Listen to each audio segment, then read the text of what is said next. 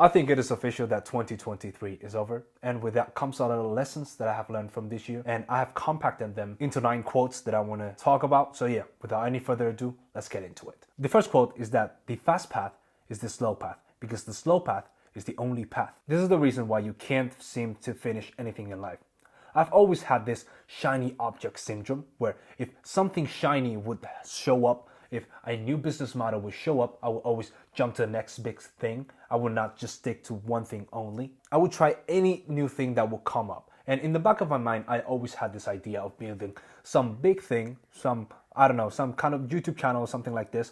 But I never executed on that action. I was doing always the small actions that would get me the instant reward. And whenever things got a little bit complicated, I would just jump to the next business model. I would just jump to the next big thing. Maybe it was reselling sneakers. Maybe it was Bitcoin or anything like that, anything new that would happen on the spot. And that's one of the main reasons why I ended up doing so many things in the span of 1 year. And that's not something good, okay? I entered into university, business administration. Then I left. I went into becoming a real estate agent. And then I went into being a content creator. And then I tried going into, many sort of things. But I never really succeeded in any of those. And that was because there's this one thing that I hadn't taken into account. And it is that life is a marathon. And the only way to cross the finish line or to win in life in some sort of way is to consistently take steps towards the same direction every single day. Instead of going full throttle, going as fast as you can in 10 different directions, trying to find which one is the quickest, which one is the shortcut that will get you to the goal that you want in life, when in reality, you don't even know what you want. And that's the reason why the quick path is the slow path, because the slow path is the only path. Now, quote number 2 is one that had made me realize that maybe life is not as boring as I have framed it to be. Maybe there's more things in life that I hadn't seen. And this quote goes like this: life is a brief journey between birth and death. A journey meant to be filled with memories and experiences, not with regrets. Oftentimes we center ourselves too much on creating habits and doing the same thing every single day in order to pursue a goal, in order to pursue money, status, or girls. But we never really take the time to create experiences or just unique stories that are worth telling in the future. Because the thing is that in 20 years' time, you will give everything you had in order to come back to this exact same instant and be as young as you are right now. Because you have never been as old as you are right now, but at the same time, you will never be as young as you are in this exact same instant. And I know that a lot of you are trying to chase the money, chase the status, chase the girl. And if you're consistent, yes, you achieve it one day, eventually. But I want you to stop and just visualize yourself in that situation now that you have achieved it. Let's imagine that you have done it already.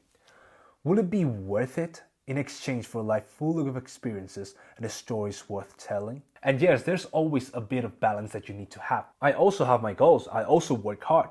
But I wouldn't trade any of the experiences that I have in my life for just another day working at the office, for just another day editing another video, programming another line of code. Because there are things in life that you cannot quantify the value that they give to you. Maybe they're not quantifiable in money, in time, but they're experiences and they're unique, they're yours. So just go outside and let serendipity fill your life. Just go outside and be spontaneous, say yes to things, because that is the action that is going to make you create unique stories that come out of you saying yes to every single thing that they propose to you. Like the coolest stories that I have had in this 2023 year are from stories that are spontaneous that I had done just because I wanted to see what life could bring to me, what experiences, what unique things I could have done that I wasn't planning. And that's the beauty of living. You never know what you're gonna be surprised with. And that's the reason why life is a brief journey between birth and death. A journey meant to be filled with experiences and memories, not regrets. And the third quote that I want to share with you is that when you're winning, you're not as good as you think you are. But when you're losing, you're not as bad as you think you are either. Humans are very, very interesting creatures. And whenever we get a little bit of taste of success, we think that we're better than anyone. We think that we're on top of the world. We get thrilled, we get happy. But we let ego get the best of us. And then we take success for granted. We think that we're the best. We think that all of this was made because of me. Not because I was in the right place, on the right time, and because of the right opportunity. No. It was all because of me. It was all me. But don't you worry, because the universe has all the plans for you. And as the author says in the book Reality Transurfing, it is like a pendulum, okay?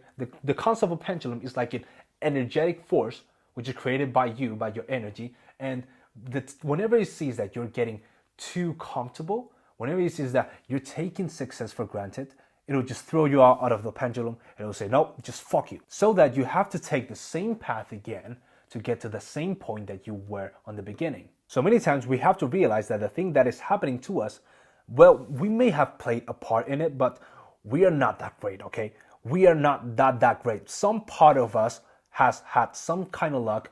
We have been in the right place at the right time so that we have made that right decision, and the thing that is in front of us is manifested because of that thing, not entirely because of us. So we are not as great as we think we are. But oftentimes the opposite happens as well. We try and try and try again and again, but we never seem to get any results. We think that we are the worst, we think that we are not intelligent enough, we think that we are not capable, when in reality, we're just this close. This close of achieving that thing that we were looking for. And this is something very hard to experience, because right before entering into 2023, like all my life, I've been a good student. Like every parent will tell their kids, well, look at Ivan, you should study and get good grades like him. So in the back of my mind, I consider myself an intelligent person. I consider myself pretty smart. And throughout my years of high school, I will build my reputation to being the kid, being the businessman of the class, if I might say so. Like I would just flip sneakers during class. I would just buy things and sell them on the second-hand market. I would do anything to make a quick buck. And there I was, at the end of 2022, I was one of the lowest performing members of my class. And then all my businesses were gone. I had nothing. I really had nothing. So the only two things that I was good at, the only two things that I consider myself above average in, were no longer traits of mine. Like my identity was already broken. Like I was a nobody. If the only thing that I'm good at is taken away from me, like what am I? It's really hard, and it's an experience that you need to go through in order to get your ego in check, in order to realize that maybe I'm not as good as I thought I was. And once you're able to get out of that rut, and once you're able to just go back to the place where you began, you're gonna see that when you were bad, you consider yourself bad, you were not that bad neither. Now, quote number 4, we are what we repeatedly do. So therefore, excellence is not an act, but a habit. I used to plan a lot.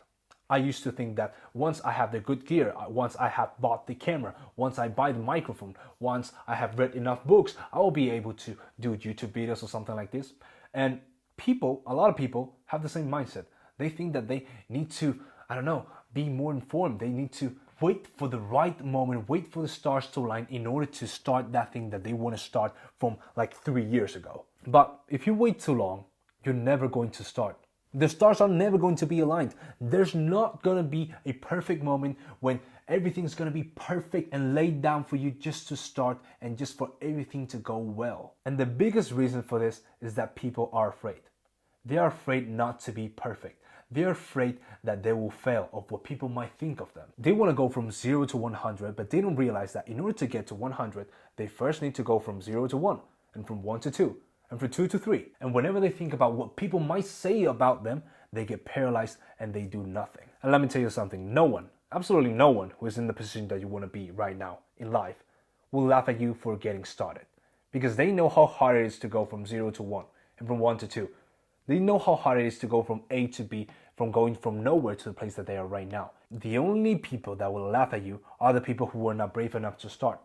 Yep, and in reality they resent you, they hate you, because you remind them of what they could have become, instead of being another reason of why they should stay where they are right now. Because there's far more improvement in getting 10% better every single day rather than giving 100% one day. Just like eating one salad won't get you a six-pack, and just like going for a run won't make you shredded, it is the compound of these small actions that you take every single day over the course of time that will make you achieve excellence and wisdom. And quote number 5, energy flows where attention goes.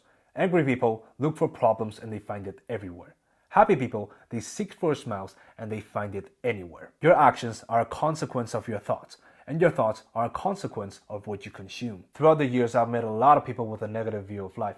And the thing is that most of them are people in self-improvement and people who are high achievers, meaning that they are very good at school, they are very good at their field, and they just have this view of life that is very sad for me. I failed this exam because the professor hates me. I failed this driving test because it was raining on that day. They're always pointing fingers at people without realizing that anytime they're pointing at someone, three fingers are pointing at them. And surprisingly, a lot of high achievers actually have this mindset that people are against them, okay? They have to fight this battle that no one else is seeing, that everybody is against them, the world is against them, and they have to just fight all of this alone. If you're always thinking about how people are saying things behind your back, gossiping, and they're trying to sabotage you in some sort of way, trust me, even if people don't have any reason to hate you, by thinking that way, by taking that thing into your reality, people are actually going to end up finding a reason to hate you for it. Because the way you think about them,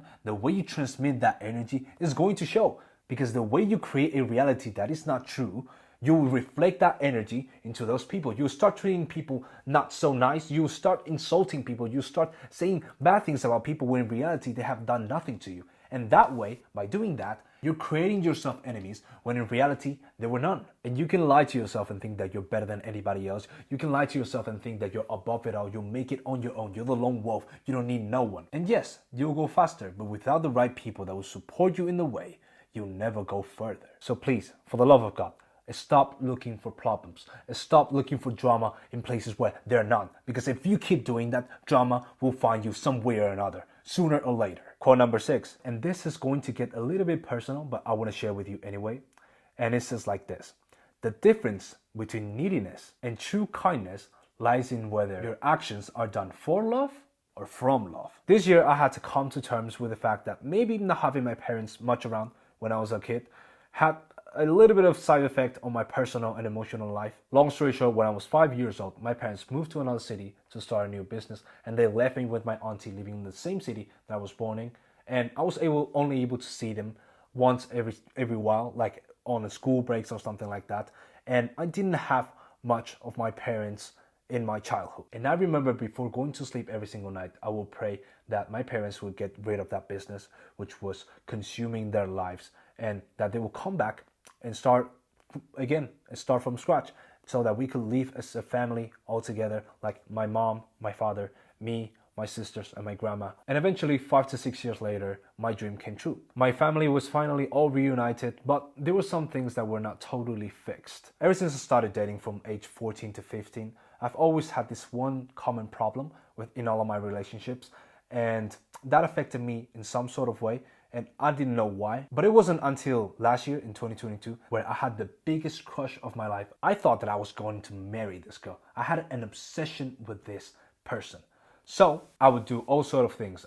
I would just try to do everything in my power to get this person not to leave me, to get this person not to go away from my life. But this girl was the type of person who will go in and out of my life consistently, like for no reason at all. Like one day she will be with you, next day she will go. And that had a really, really big emotional toll on me, just because it reminded me of the days where my parents left me and I was left here alone. My life completely changed, living with my auntie, not seeing my parents anymore at 5 years old. And it just sort of gave me that feeling again, and I wasn't comfortable with that. And I remember that I wasn't able to perform as a normal person up to the point where my intellectual abilities in class, they were gone, absolutely gone.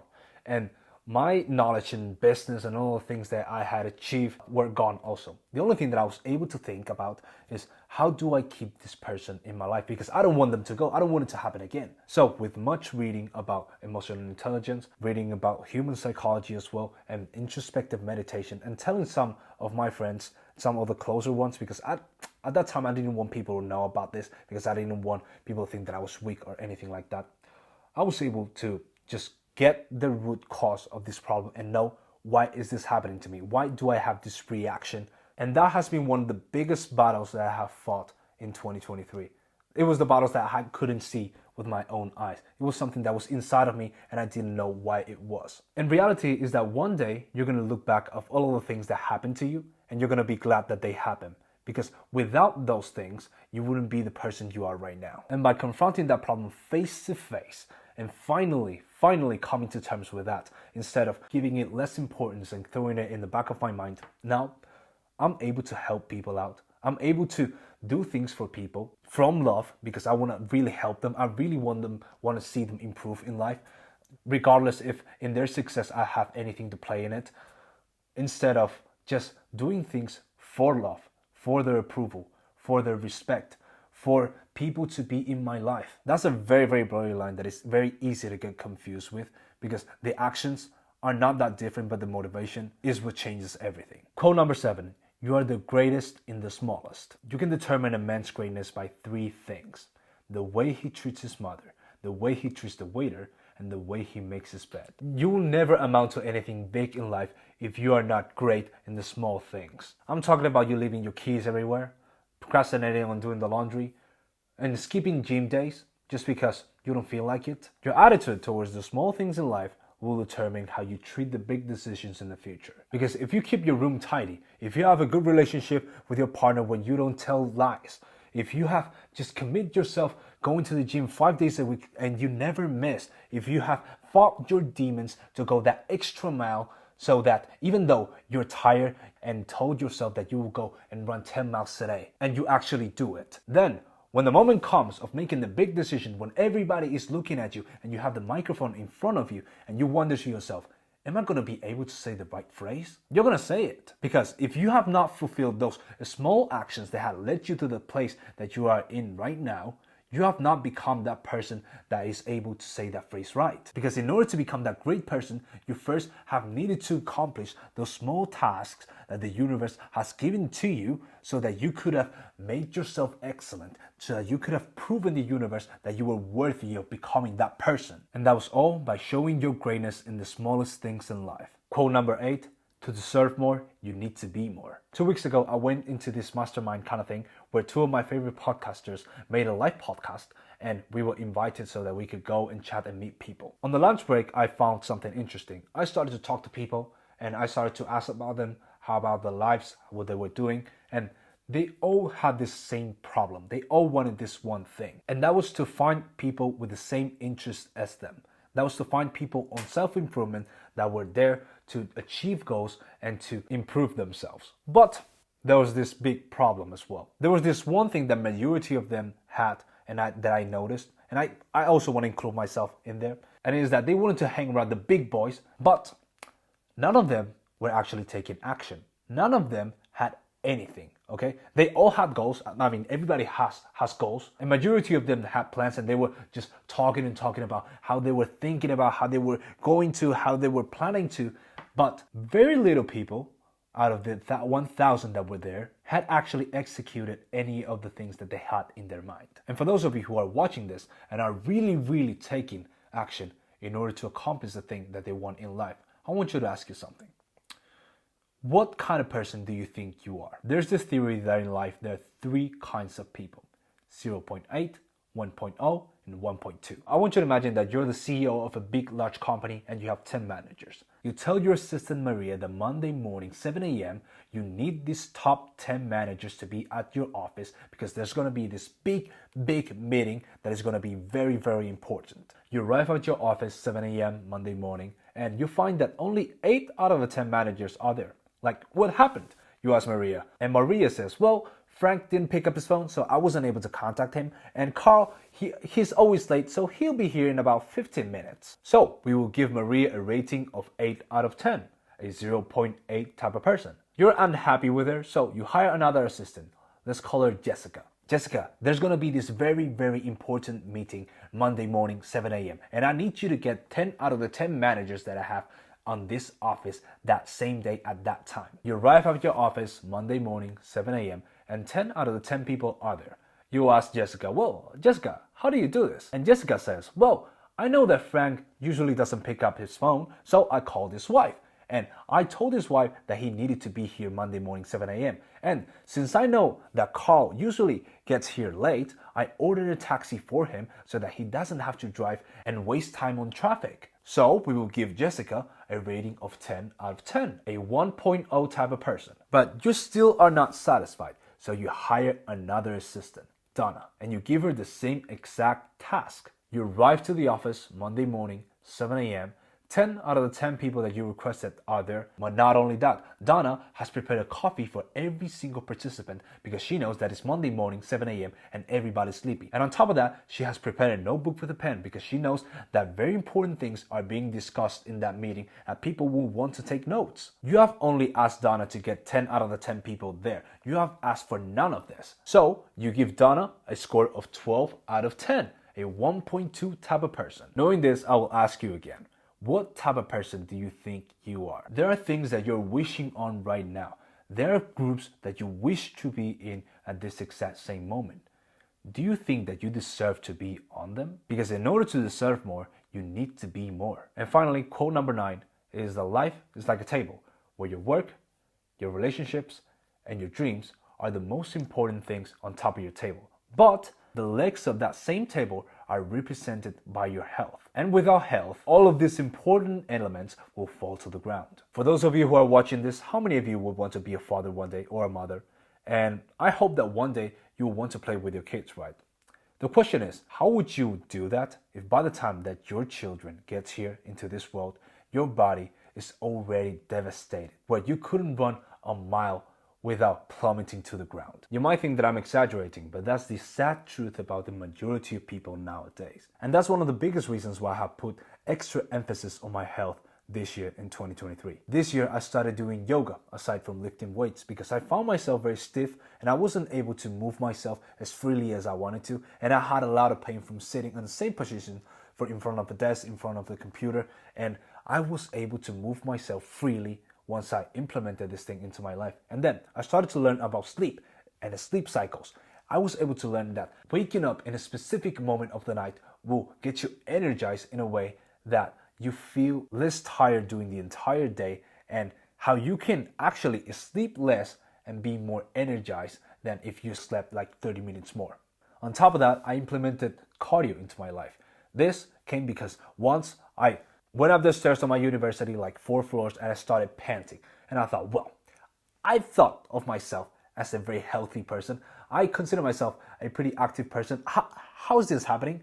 Like, there were just 4 floors and now I'm panting. So I just started doing cardio like 3 times a week, and that has improved my life a lot. And another thing that I have implemented into my life was meditation. I picked up this habit again because I found myself getting distracted a lot. You need to listen to your body and give it what it needs. People out there are flexing about their Mercedes, their Ferraris, but I want you, my friend, to flex about your own Ferrari, the own Ferrari that you're going to be driving for the rest of your life, and that is your body. It is glorified to work 20 hours a day because that's what entrepreneurs do. It is glorified to not take rest because that's for the weak. And people don't sleep 8 hours. If you want to be successful, you shouldn't be sleeping 8 hours. All of that is bullshit, because without your health, all the money that you're chasing, all of that is just plain paper with drawings on top. That was it for today's video, guys. I hope you found it helpful, and always remember, be patient because your prophecy is unfolding. I'll see you next time.